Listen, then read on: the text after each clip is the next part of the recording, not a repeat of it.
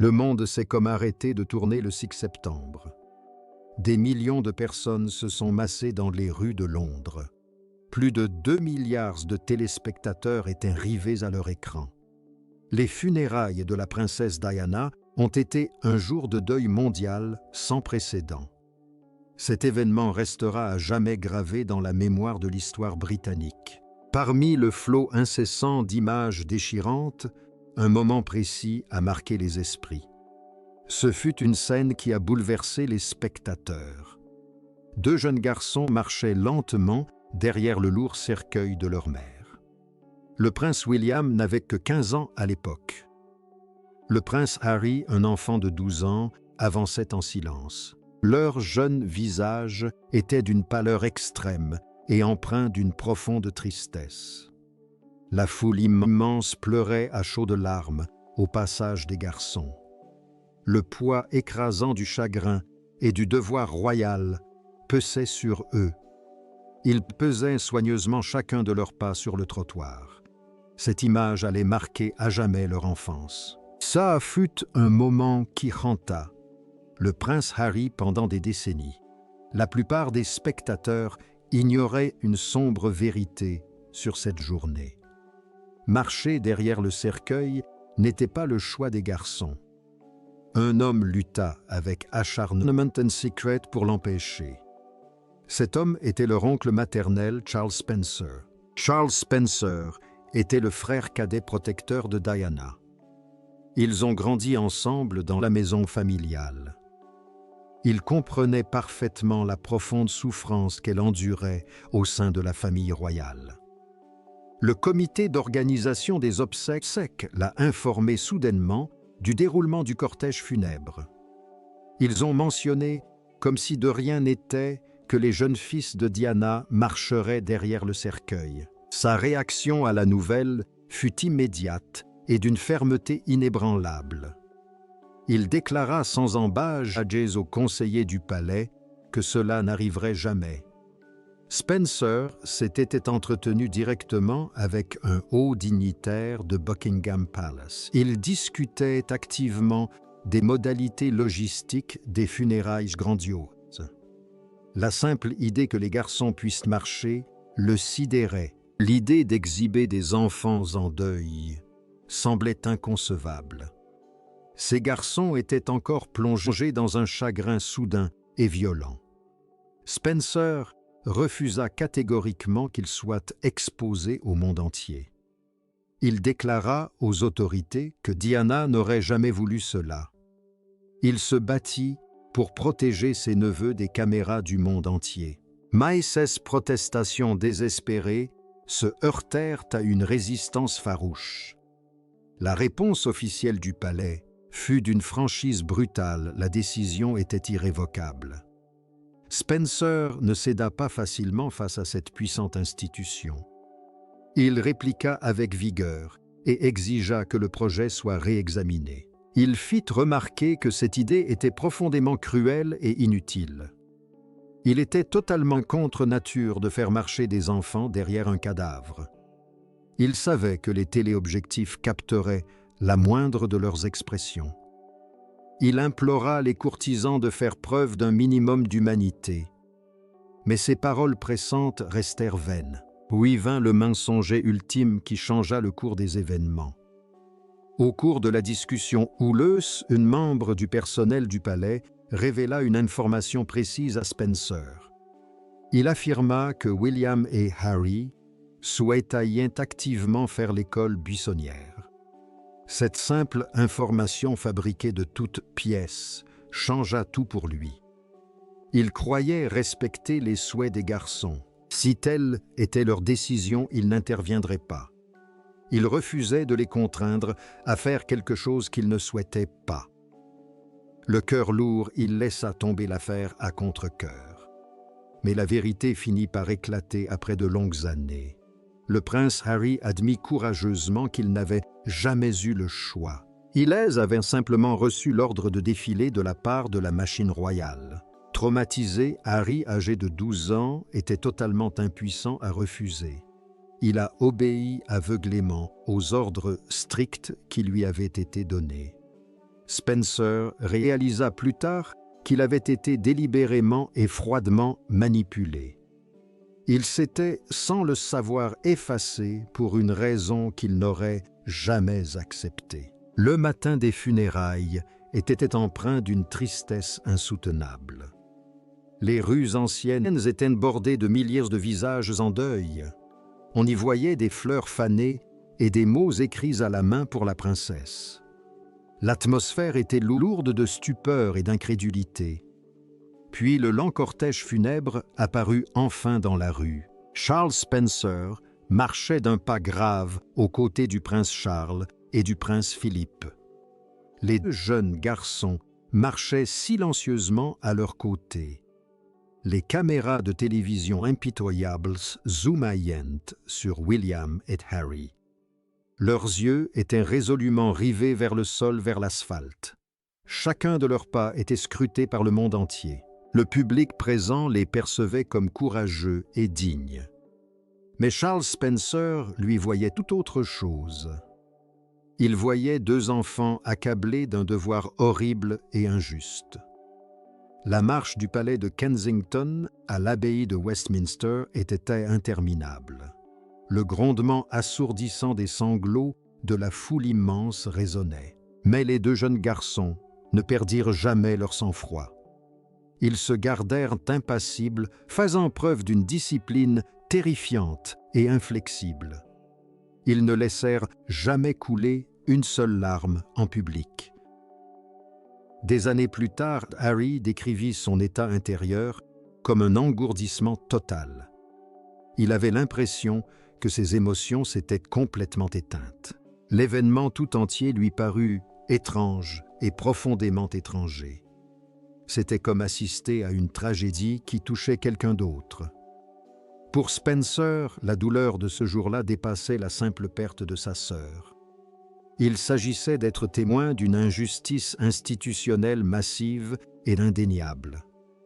Il avait perdu la bataille acharnée qu'il avait menée pour protéger ses neveux. Il savait qu'il ne pouvait rien faire d'autre que de les accompagner. Mais ce que fit Spencer ensuite laissa toute l'assemblée sans voix. Le monde entier retint son souffle, tandis que Spencer prenait la parole à l'intérieur de l'abbaye de Westminster. Il se tenait droit pour prononcer l'éloge funèbre qu'il avait préparé pour sa sœur. Personne ne savait exactement ce qu'il allait dire. Ce qui suivit fut l'un des discours les plus marquants de l'histoire. Il s'agissait d'une allocution d'une force et d'une clarté saisissante lors des funérailles royales. Il ne se contenta pas de parler de Diana à la foule.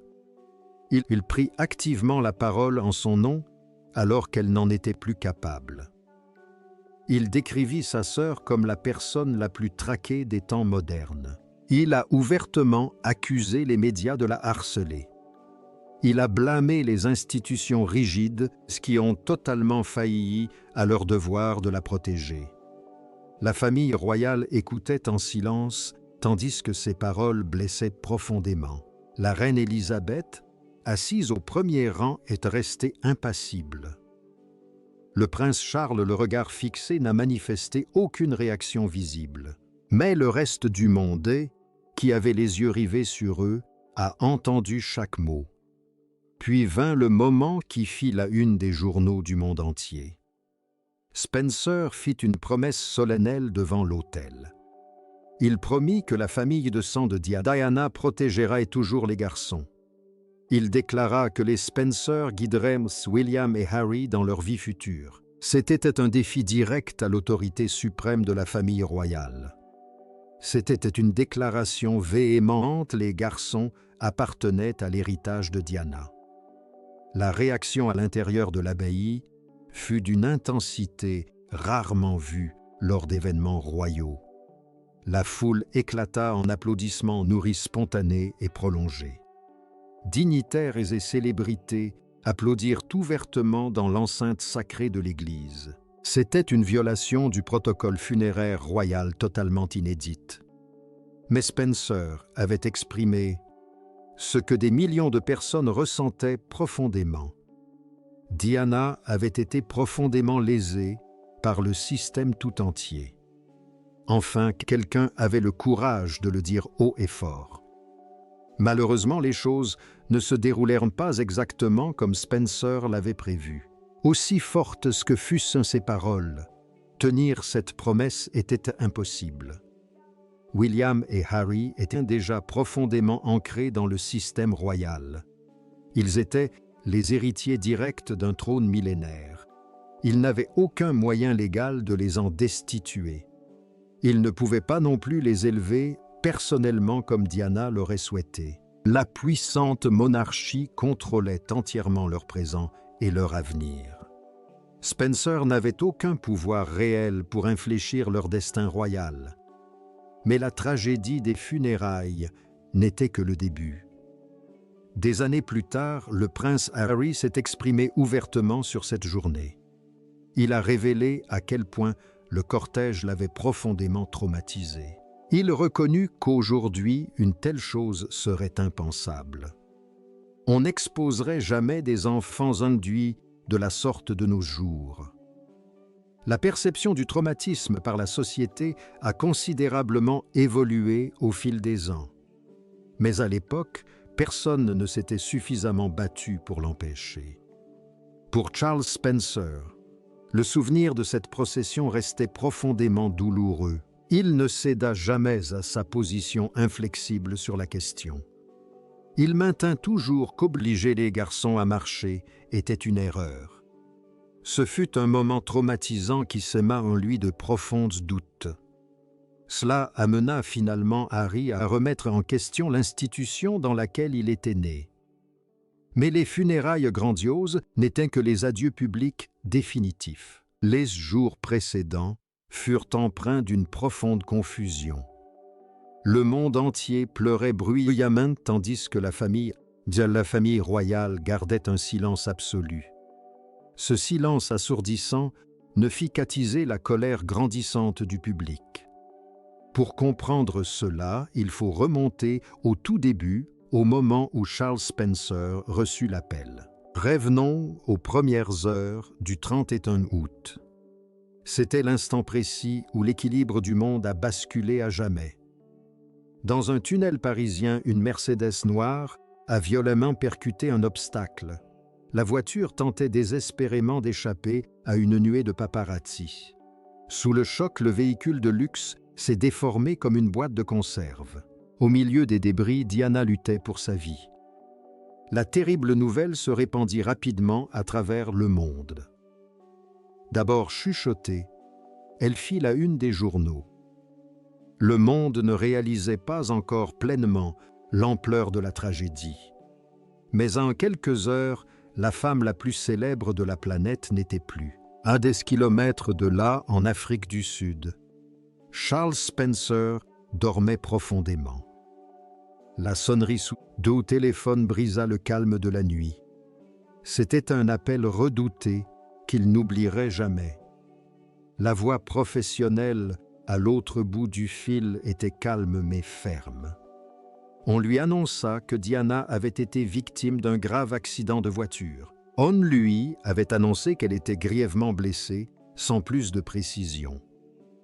Spencer se redressa brusquement dans son lit, l'esprit tourmenté par la terreur. Il savait parfaitement comment la presse agressive la harcelait au moindre de ses faits et gestes. Il se demandait si cette fois ils étaient allés trop loin. Assis dans le noir, le cœur battant la chamade, il attendait des nouvelles. Les minutes s'étirèrent lentement, en une heure de silence insoutenable. Puis le téléphone sonna une seconde fois cette nuit-là. La voix à l'autre bout du fil était plus froide et d'une fatalité implacable. On lui annonça avec une simplicité brutale qu'elle n'avait pas survécu. À cet instant déchirant, Spencer sut immédiatement qui était responsable. Il blâmait les paparazzis impitoyables qui la poursuivaient depuis des années, mais il n'eut absolument pas le temps de faire son deuil. Le monde allait bientôt se réveiller et découvrir l'horrible vérité. La réaction immédiate de la famille royale britannique fut stupéfiante. Dès que la nouvelle fut diffusée, le public réagit instantanément. Les gens sortaillaient physiquement de chez eux et envahissaient les rues. Des hommes, des femmes et des enfants adultes sanglotaient ouvertement, sans aucune honte. Devant Buckingham Palace, des montagnes de fleurs s'amoncelaient. C'était un chagrin collectif et profond, jamais vu auparavant en Grande-Bretagne. Mais quelque chose de profondément étrange se tramait au sommet de l'État. La famille royale était restée totalement et obstinément silencieuse durant toute cette période. Pendant des jours interminables, aucune déclaration publique officielle n'a été faite. Le monarque n'a prononcé aucune allocution réconfortante à la nation. Ils sont restés retranchés derrière les grilles du château de Balmoral en Écosse. Au départ, le public a supposé que la famille était paralysée par le choc. Mais, avec le temps, le silence se transforma en une froide indifférence. Le public commença à poser des questions furieuses et incisives. Pourquoi la reine refusait-elle de s'adresser à son peuple? Pourquoi le drapeau de Buckingham Palace n'était-il pas mis en berne? Pourquoi Charles et ses enfants n'étaient-ils pas immédiatement ramenés à Londres? La confusion se transforma rapidement en une colère légitime et ardente. Les journaux s'en prirent violemment à la monarchie titrante à grands cris. Ils clamaient des accusations de trahison et exigeaient que la famille royale fasse preuve de compassion. Le peuple britannique se sentait profondément abandonné par ses dirigeants. La monarchie semblait complètement paralysée face à la tragédie. Alors que le monde entier réclamait des réponses, deux garçons souffraient en silence. William et Harry dormaient à Balmoral lorsque la nouvelle est tombée. Le prince Charles a dû les asseoir dans le calme du matin. Il leur a expliqué que leur mère adorée était décédée dans un accident d'avion. Il leur a dit qu'elle ne reviendrait jamais. Harry n'avait que 12 ans et avait du mal à comprendre. Il demandait sans cesse si elle était vraiment partie pour toujours. Il lui avait parlé brièvement au téléphone la veille. C'était une conversation rapide et anodine qui à présent lui paraissait insupportable. Ils auraient tellement plus dit s'ils avaient su. Durant les premiers jours, ils furent tenus à l'écart des regards. Ils séjournèrent à Balmoral, d'une famille très stoïque. Historiquement, la famille royale n'était pas réputée pour ses démonstrations d'affection. Des années plus tard, Harry confia s'être senti profondément désorienté et isolé. Il savait que le monde entier pleurait, mais le palais gardait le silence. Personne ne parlait de Diana ni ne réconfortait les garçons comme d'habitude. Mais à l'extérieur, la pression montait crescendo. Finalement, la reine comprit qu'elle n'avait plus le choix. L'indignation publique était tout simplement trop forte pour être ignorée plus longtemps. 5 longs jours après l'accident, elle s'adressa enfin à la nation. Assise immobile devant les caméras, elle s'adressa à la foule. Elle loua Diana, la qualifiant d'être humain exceptionnel et doué. Elle souligna notamment son dévouement indéfectible à ses 2 fils. Elle affirma comprendre l'immense chagrin qui accablait le peuple. Mais pour des millions de téléspectateurs, son discours paraissait totalement forcé. Au moment où elle prit la parole, le mal était déjà fait. La monarchie paraissait totalement déconnectée de la réalité et fondamentalement froide. La mort de Diana révéla brutalement un fossé immense entre l'institution et le peuple. Depuis des années, le public constatait la différence entre Diana et la famille royale.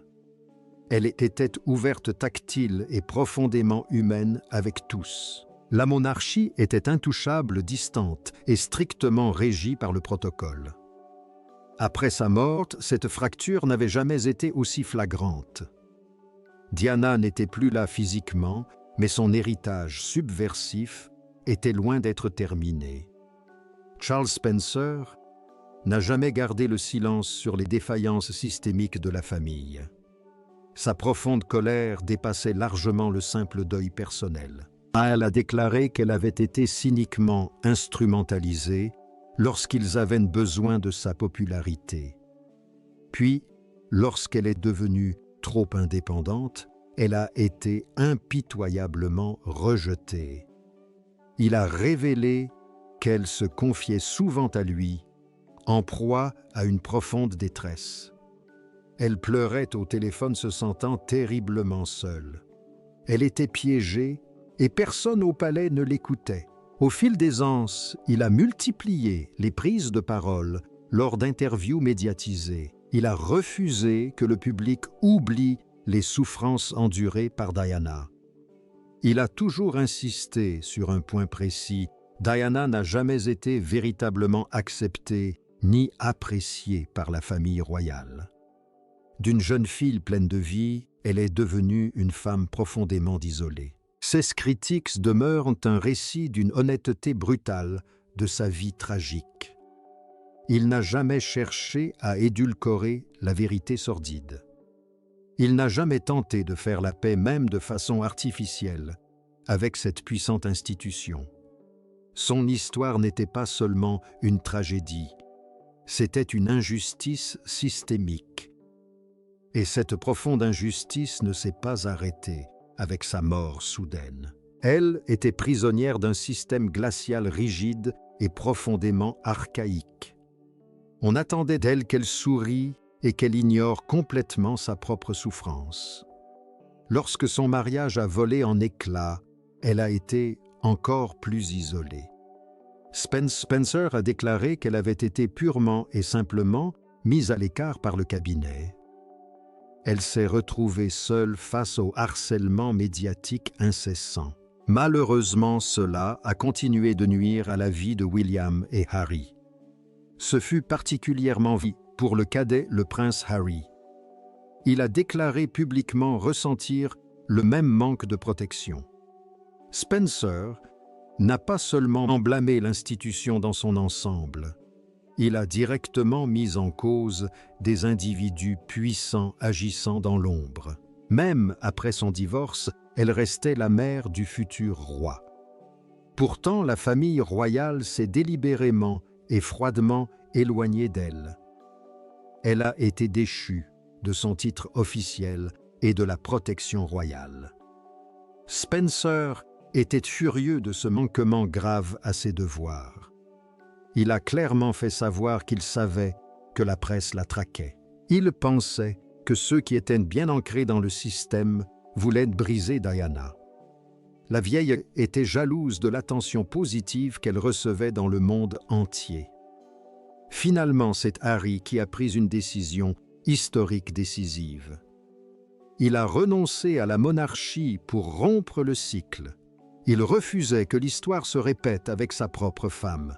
Il savait qu'elle n'avait aucune protection adéquate. Et pourtant, ils n'ont rien fait. Résultat, une femme épuisée, constamment en fuite. Cette course effrénée lui a finalement été fatale dans le tunnel parisien.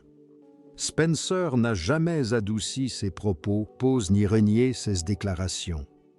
Il a qualifié sans ambages le traitement infligé à Diana par sa famille d'inhumain. Dès son plus jeune âge, Harry était constamment comparé à sa mère. Il avait hérité de son esprit rebelle et de sa chaleur humaine naturelle. Il partageait aussi son profond malaise face aux contraintes étouffantes de la famille royale. Il n'a jamais oublié la façon dont elle avait été traitée par la presse.